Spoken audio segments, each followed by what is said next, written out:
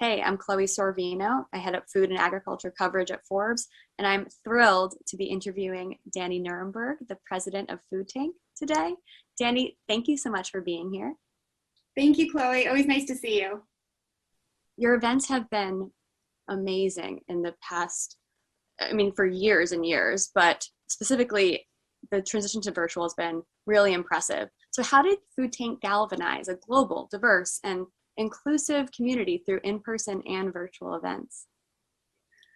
Thanks so much, Chloe. I think one of the things that FoodTank has been really good at throughout the years that we've existed is really building a global community of folks who are interested in thinking about food systems and how they can change for the better. And FoodTank is really devoted to telling stories of hope and success in the food system. And, pre-pandemic, we were doing all these amazing live events across the country and on Capitol Hill. And they've been a huge key to our growth and our success. But, I think the pandemic has given us a real opportunity to go virtual. And over the last year and a half, we've had more than 250 virtual dialogues. It's kind of hard to say because it's been so many. These are panels and live casts and also food tank summits with, big names in food systems, from the chief economist of the UN Food and Agriculture Organization to chefs like Jose Andres and UN officials and, panels of farmers and indigenous leaders. It's just been a really exciting, difficult year for us all, but I think we've been able to pivot in ways that we couldn't have imagined before. No, everything you guys have been doing is so impressive. And it goes so deep, but also is so wide, which I think is so impressive. Like we did the tech week a few months ago. We were just doing a food waste week. It's really impressive. So FoodTank is well known for having created this dynamic, inclusive community that is highly engaged around the topic of food sustainability. I know there's so many people who want to know the tips and secrets to all the success. So what has been the role of virtual events in creating that engaged community? Well, I think the role of virtual events, most importantly, has kept me sane over the last year and a half, because it's allowed me to do what I love to do, which is talk to so many experts around food and agriculture systems. And again, we've interviewed so many people like Leah Penniman from Soulfire Farm and Sean Sherman, the sous chef, and people like Raj Patel and Teresa Romero of the United Farm Workers Union, and celebrity chefs and all of these folks who are working at different sort of leverage points in the food system, whether it was getting restaurant workers, galvanized during the pandemic so that they felt, that they could fight for their rights, or people who are organizing food workers who were on the very front lines of the pandemic in different ways. And so we were able to pivot immediately. A lot of that is thanks to my co-founder, Bernie Pollock, who really researched and has been a deep fan of Eventbrite for so long. And we were really able to leverage the Eventbrite system and our video system, which we usually use StreamYard, to make sure that we were getting these voices out there, that they were being heard, that people knew, for example, where to donate to restaurant workers or to farm workers, or how to volunteer, even during a pandemic. So these were all things that we tried to create awareness about and get people, excited about during this really, critical time for our food systems and for humanity overall. And can you speak a little more to how you've brought in all these different voices? So many people in the food world, either cover restaurants or focus on grocery or focus on the farm workers. And the things that's been so impressive to me is that FoodTank and all of your work really touches all of it, because at the end of the day, we all are all eaters, touching all these aspects of it. But so many times it's really separated out. So can you speak to why that's been so powerful for you guys to leverage? I think it was sort of the thing that was missing in sort of the food organizations across, the spectrum, that they weren't bringing as many voices together as they could. We're all very used to speaking to the choir. It's very comfortable to talk to others who, agree with you or do everything the same way you do, especially around food. And what we wanted to do is really create this sort of ability to have uncomfortable conversations with as many voices as possible, and to have a safe space for that. And I think it's what we try to create is have, a way to feel that you can be honest and blunt and uncomfortable, and also know that, these discussions are leading to something bigger. And we really try to do this through a couple of different ways. One is through people like you, Chloe, enlisting top food and agriculture journalists who know how to talk about these issues and know how to frame discussions, and also know how to put people on the spot. I think that's, a key point to how we do our events, having people, again, that honesty and bluntness.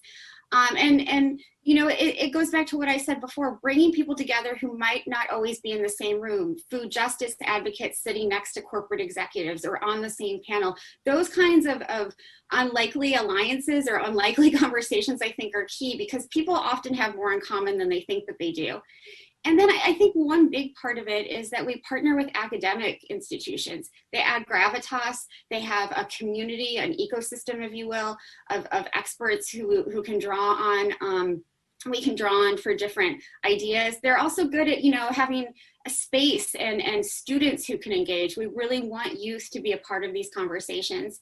And then I think, the last things that I'll talk about is that we really listen to our community. We have, newsletter subscribers who are reading our stuff weekly, more than 350,000 of them around the globe.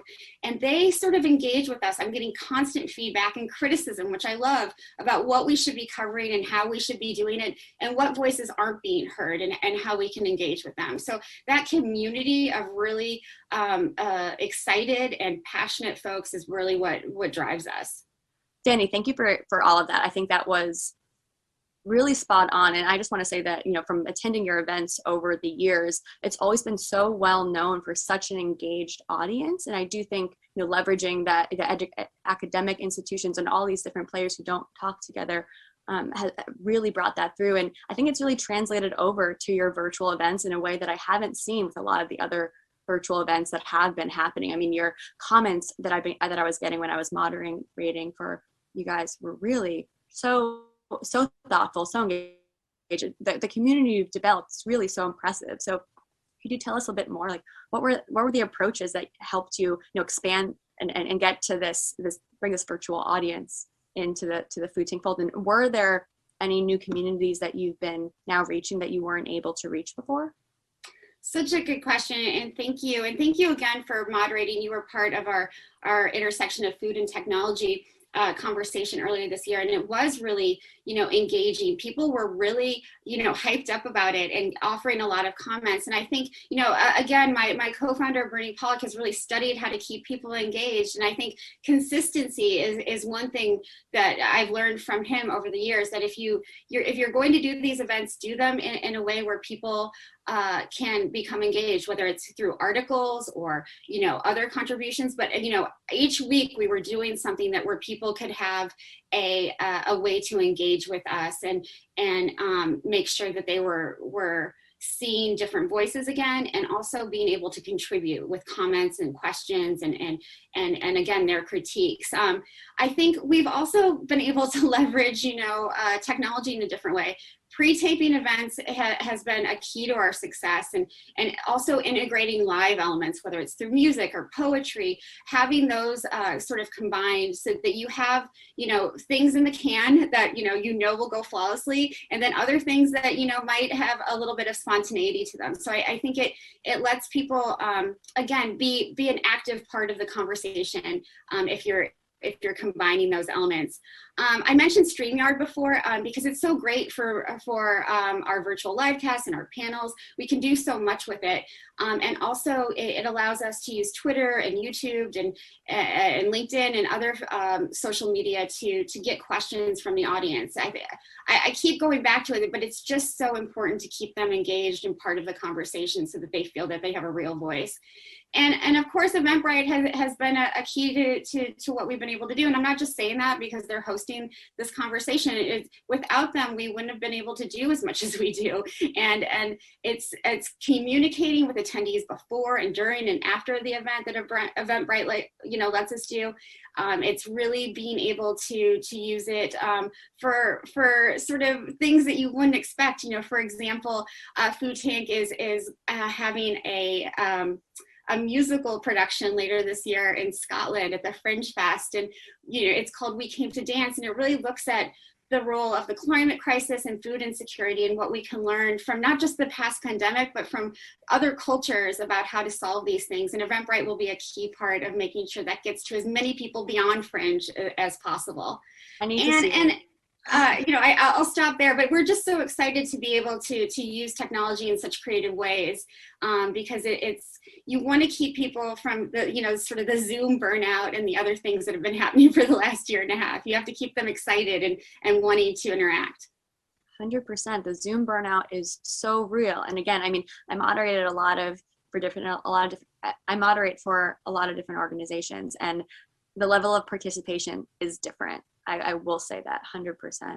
So do you think virtual events make it easier for people to participate though, even, despite the Zoom fatigue and all that? Absolutely. I mean, I think we're all a little bit tired and we're itching to get together in person again. But I think virtual events will always be a part of what we do from now on, because they allow different people to, from different time zones, for example, or from parts of the US that, they had to wake up too early before to get to our events in person. Now they can interact in a really substantial way because we do pay attention to them. So I think there will always be sort of this hybrid of live and virtual events that FoodTank and so many other organizations will continue, because it does get more and more people involved. Can you give us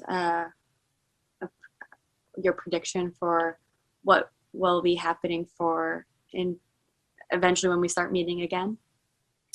I mean, I think, we have to still be careful and sort of, keep up with the latest safety precautions. But I think, when we get together, it'll be this celebration of what we've endured. It's a way to celebrate those food and farm workers and the big academic institutions who have been such a part of FoodTank. And one thing that we're really focusing on over the next 3 years is a FoodTank 50-state tour, where those voices, those communities that, have done such extraordinary things during the pandemic, that they can highlight what they've accomplished and what the challenges that they're still facing, but most importantly, getting what they've learned out to a wider audience, not just a national audience, even though this is a US focused tour, but a global audience of people who are very, concerned about the future of our food systems, not just because of the pandemic, right? But because of climate change, the acidification of oceans, all of the other problems.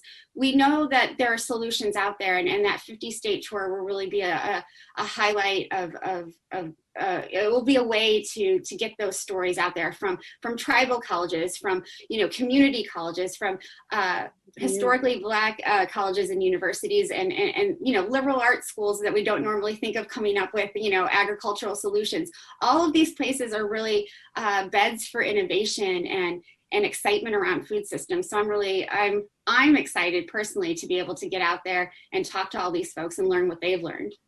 Yeah, I mean, what a great way to turn the virtual engagements into in-person community. Are there any other takeaways you have in general from, turning these engagements into real in-person community?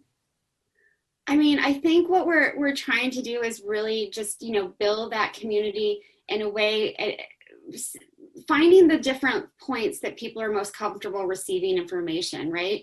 Mm-hmm. And bringing in unlikely partners. Some people only like social media. Some people like watching all these panels on Zoom or Eventbrite or wherever, and really being able to meet people where they're comfortable receiving information. And I think it will continue to reach out to both unlikely partners and the usual suspects. We really need to make sure that policymakers are engaged on these issues, but we also need to find, the folks that we didn't know were part of this movement. I think We Came to Dance, our musical, is a way to really engage the arts community in a different way.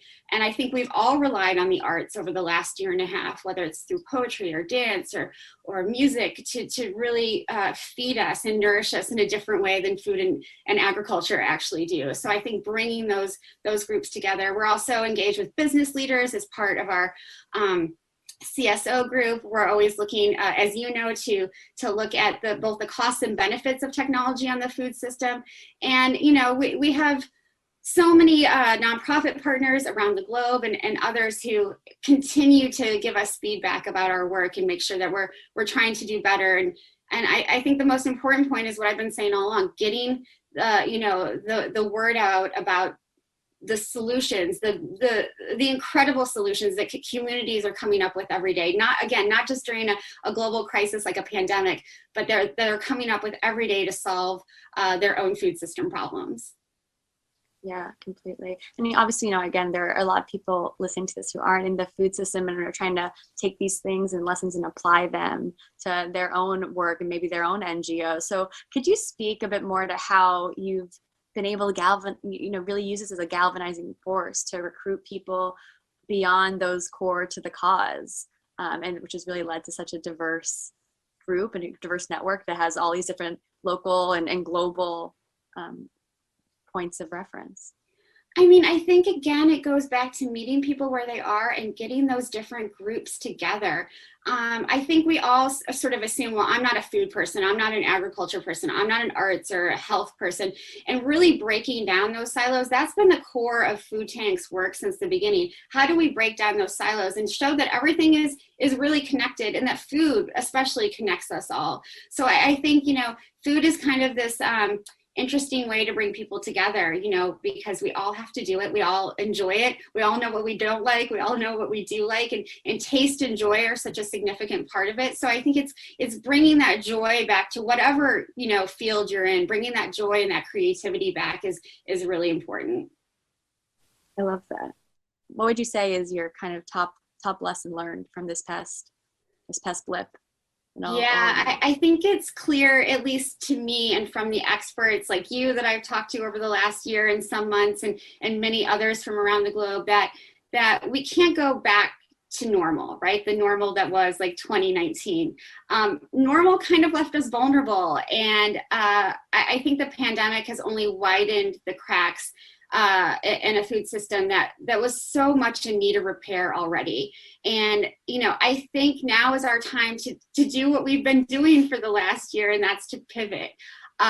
We can really develop long-lasting solutions by being nimble and understanding that food systems and our planet are constantly changing, and that we need to develop, resilient tactics that can help us not just survive, whether it's a pandemic or the climate crisis, but really help us thrive. And these are the kinds of long-lasting solutions that I think will help nourish both people and the planet over the long run. Thank you so much, and thanks for having me. I've so enjoyed this conversation. Thank you, Chloe.